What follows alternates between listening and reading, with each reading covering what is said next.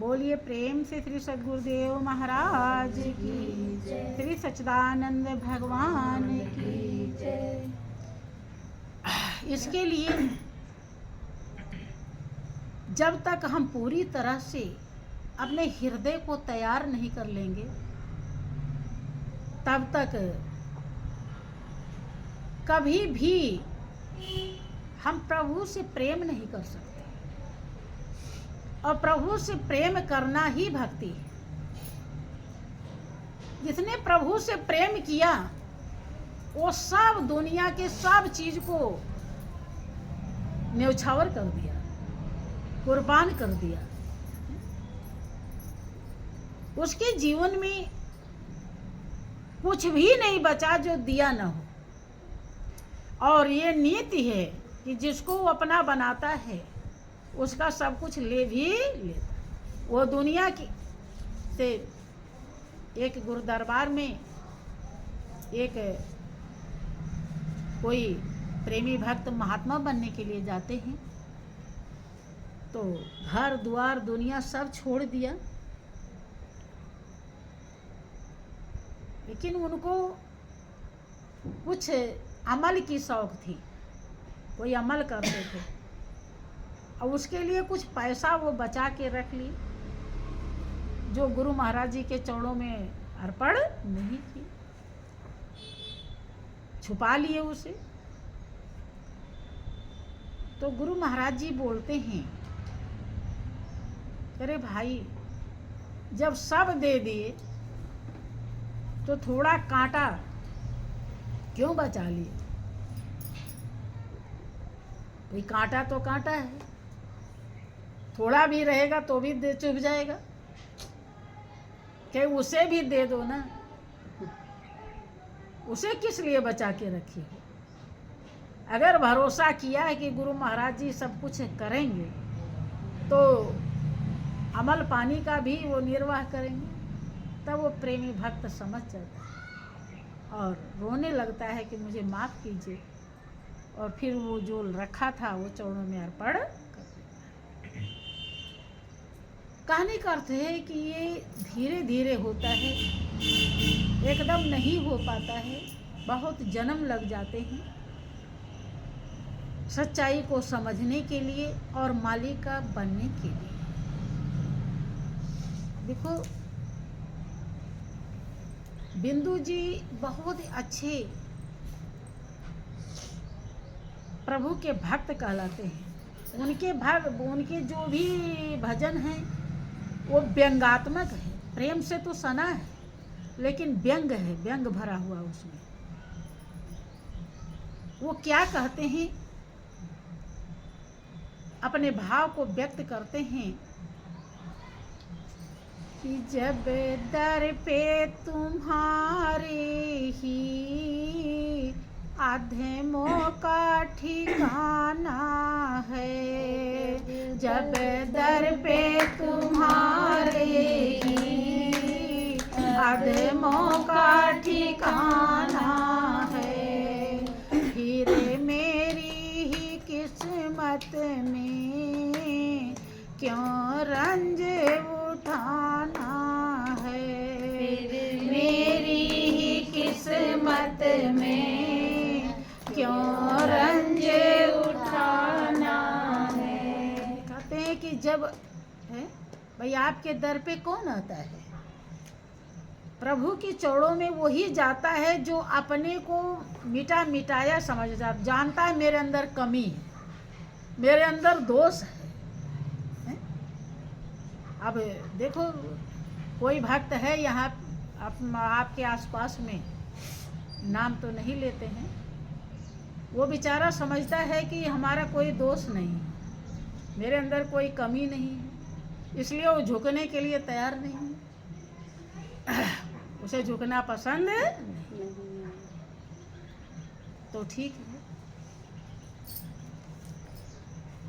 बिंदु जी जान रहे हैं कि गुरु के दरबार में, प्रभु के चरणों में, गुरु के चरणों में वही आता है जिसे लगता है कि हाँ हमारे अंदर कमी मेरे अंदर दोष है, पाप है, गलतियां हैं, विकार है और यहाँ से इसकी निजात मिलेगी। यहाँ पर गलतियों को धोया जाएगा, कमियों को दूर किया जाएगा और अच्छाइयाँ भरी जाएगी और मालिक के चरणों तक जाने के लिए बहुत बड़ा सौभाग्य वही आता है। वही इसीलिए वो कह रहे हैं बिंदु जी कि जब दर पे तुम्हारे ही अधमों का, अधम ही पापी ही, जो अपने को अधम पापी समझ लेता वही आता है। सही। और जो समझता नहीं वो आता नहीं है। तो जब वो उसका ठिकाना है, अधम को आप स्वीकार करते हैं तो उसी अधमों में से तो मैं भी हूँ। तो मेरे किस्मत में दुख क्यों है, मुझे क्यों नहीं स्वीकार कर रहे हैं? क्योंकि जिसे मालिक ने स्वीकार कर लिया, जिसे गुरु महाराज जी ने स्वीकार कर लिया, उससे बढ़कर, क्योंकि ये दुख सुख तो जब तक श्वास है तब तक लगा रहेगा। सही है। लेकिन इस साधन से हमेशा के लिए दुख दूर करना जीवन का कीमत है, लक्ष्य है। और वो दुख दूर तभी होता है जब पूरा प्रेम प्रभु के चरणों से हो जाता है, प्रभु को हम समझ लेते हैं। तो आगे क्या कहते हैं? तारोगे तो तर लेंगे, छोड़ोगे तो बैठे हैं। तारोगे तो तर लेंगे, छोड़ोगे तो बैठे हैं। दरबार से अब हरगिज, दरबार से अब हरगिज उठ कर नहीं जाना है। दरबार से अब हरगिज उठ कर नहीं जाना है। जब दर पे तुम्हारे ही अधमों का ठिकाना है, जब दर पे तुम्हारे ही अधमों का ठिकाना है, फिर मेरी ही किस्मत में क्यों रंज उठाना है। फिर मेरी ही किस्मत में क्यों रंज उठाना है। कहते हैं कि अगर उद्धार करते हो, अपना बनाते हो, उद्धार का मतलब है मोक्ष मूलम गुरु कृपा।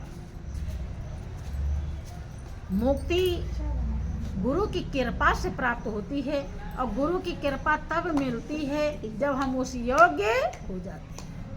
मोक्ष मूलम गुरु महाराज जी को खुश करना ही गुरु कृपा है। इसीलिए देवी भागवत में भी लिखा है कि तन मन धन से चाहे जैसे भी बन सके गुरु को हमेशा खुश रखना चाहिए। तन मन धन न्यौछावर करके उन्हें खुश रखना चाहिए कि माता पिता के द्वारा दिया हुआ जन्म नष्ट हो जाता है, लेकिन गुरु के द्वारा दिया हुआ जन्म कभी नष्ट नहीं है। गुरु से कभी द्रोह नहीं करनी चाहिए और गुरु के सामने प्रेमी भक्त हमेशा ऋणी ही रहता है, कर्जदार ही, उनका कर्जा कभी कोई चुका नहीं सकता। तो इसीलिए बिंदु जी कहते हैं कि तारोगे तो तर लेते हैं और नहीं तो हम इस दर से जाएंगे नहीं।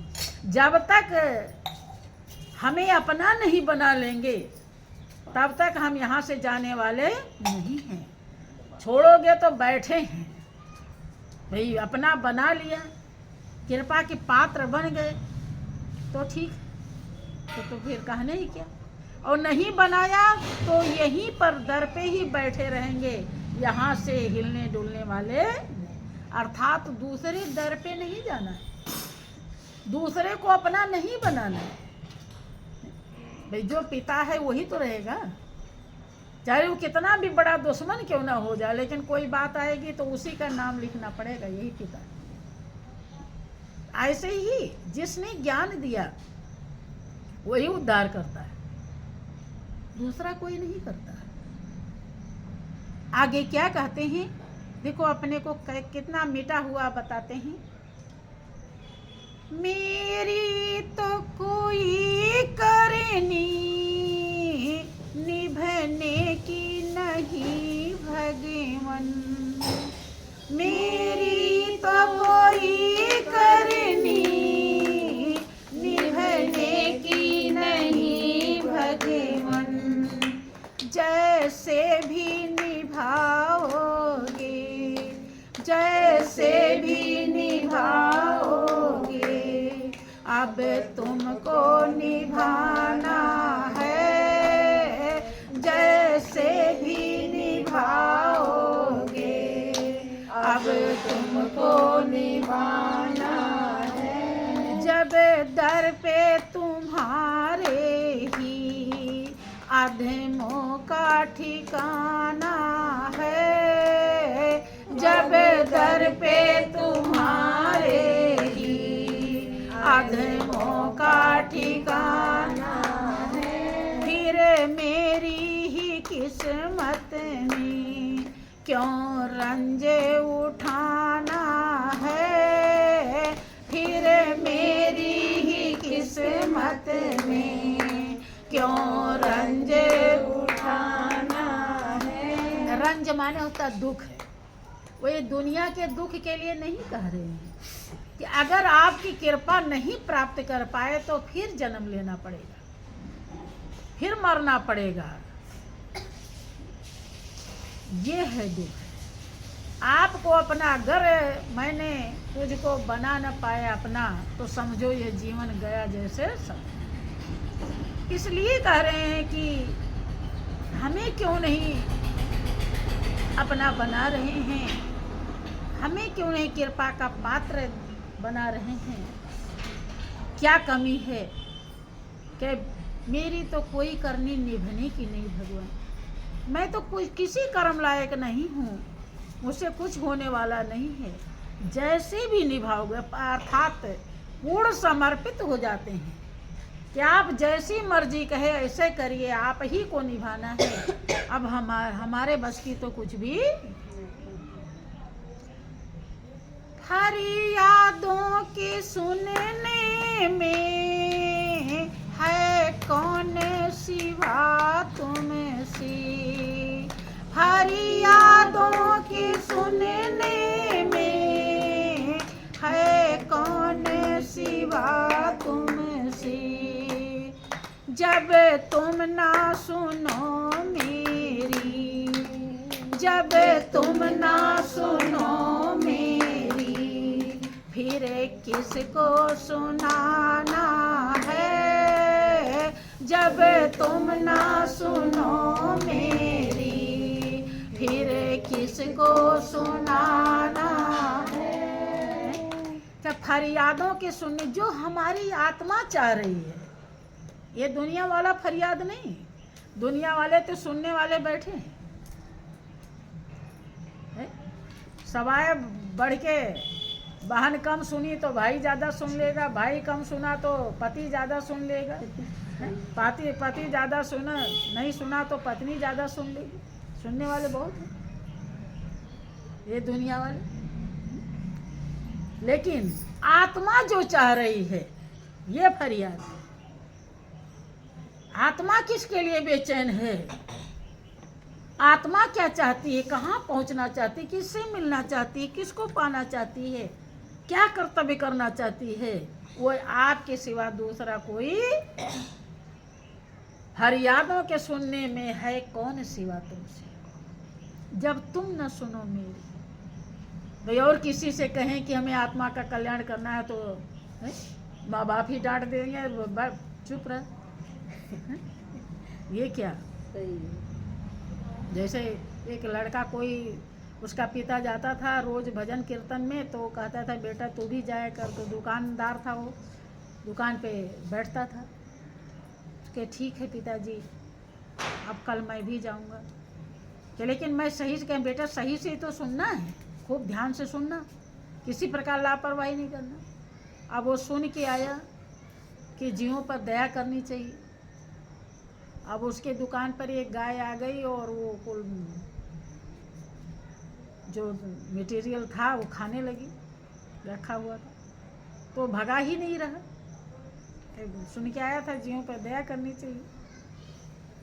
अब पिता उसका लगा चिल्लाने कि रे नालायक, तू देख नहीं रहा, गाय को भगा क्यों नहीं रहा है? कि पिताजी आप ही तो भजन कीर्तन में भेजे थे और कहे थे सही से सुनना, तो मैं भजन कीर्तन में गया और सही से सुन के आया हूँ कि जीवों पर दया करनी चाहिए। तो जीव ही तो है, अभी खा रही है तो क्या क्या क्या गलत कर रही है? पेट में भूख लगी है, खा रही है, अब क्यों भगाऊं? कह रहे नालायक, मैंने ऐसा नहीं कहा था, मैंने कहा था सुन के वो वहीं पर छोड़ आना, लेकर मत आना। तो लेकर क्यों आए? कि बच्चा आपने कहा था सही से सुनना, तो मैं समझा कि लेकर आना है? तो ये दुनिया कौन सुनता है? अब सुन रहा कोई फरियाद? भैया आपकी आत्मा जन्म जन्मांतर से जिस मालिक के लिए बेचैन है, कोई वहाँ पहुँचने देता है? सत्संग में चले गए अगर लगातार 2-3 दिन तो लड़ाई हो जाएगी घर में। सही है? विचार कीजिए। इसीलिए वो बिंदु जी कह रहे हैं फरियादों के सुनने, हमारी आत्मा जो चाह रही है वो फरियाद आपके सिवा कोई भी सुने नहीं सकता। जब दर पे तुम्हारे ही अधमों का ठिकाना है, जब दर पे तुम्हारे ही अधमों का ठिकाना है, फिर मेरी ही किस्मत में क्यों रंजे उठाना है, फिर मेरी ही किस्मत में क्यों रंजे उठाना है। दृग बिंदु की शक्लों में है ख्वाहिश इस दिल की, दृग बिंदु की शक्लों में है ख्वाहिश इस दिल की,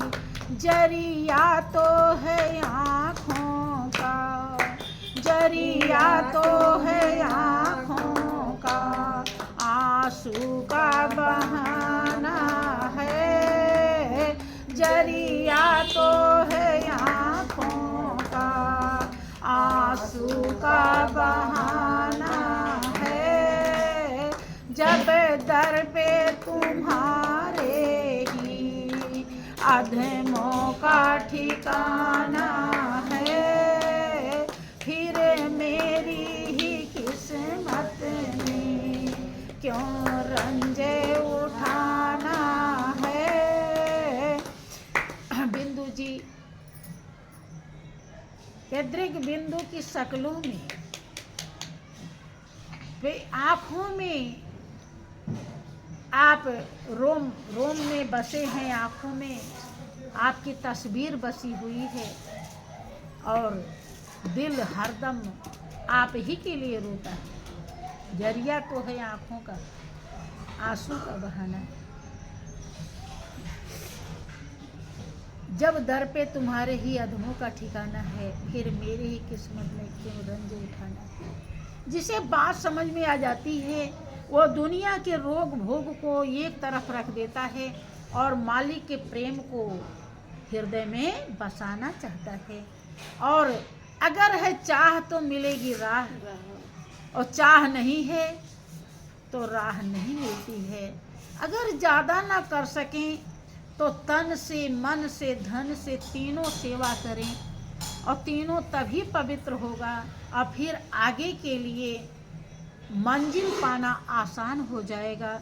अगर आपके संस्कार निर्मल नहीं बने तो किसी जन्म में भी आप परमात्मा की प्राप्ति नहीं कर सकते, आप उसमें नहीं पहुंच सकते। इसलिए यही जीवन का लक्ष्य है, यही ध्येय है।